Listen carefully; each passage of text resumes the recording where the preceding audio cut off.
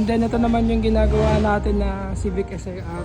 Strip din, tanggal yung salamin sa harap likod. Tsaka re-repair natin yung bubong kasi yun. Meron ng bulutong.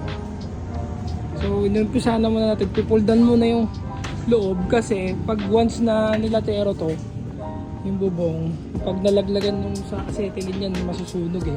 So kaya medyo matrabaho talaga pag ganitong mga may re-repairin sa bubong.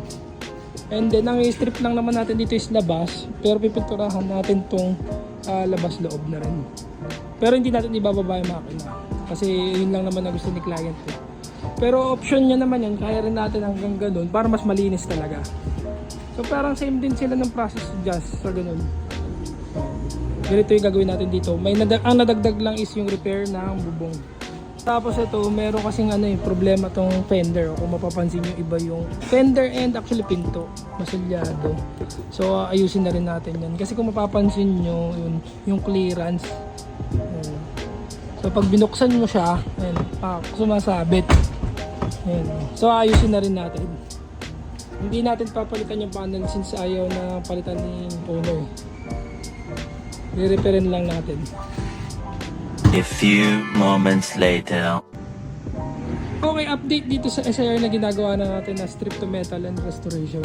So ayos na natin yung bubong. So ngayon, ang hinahabulan natin is yung katawan. So mapapansin nyo, binalutan siya.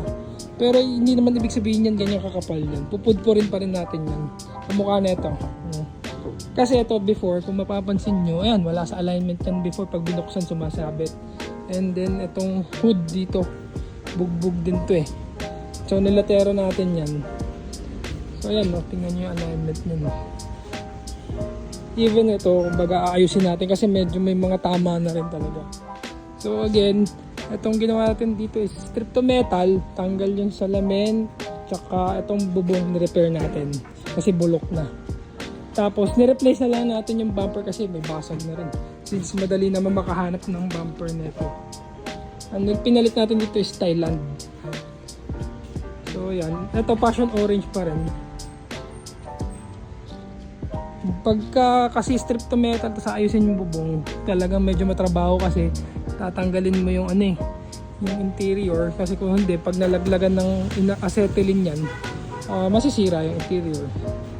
So sa mga ganitong trabaho, siguro minimum natin dito 1.5 month to 3 months. Depende pa kung anong gagawin at saka sa condition.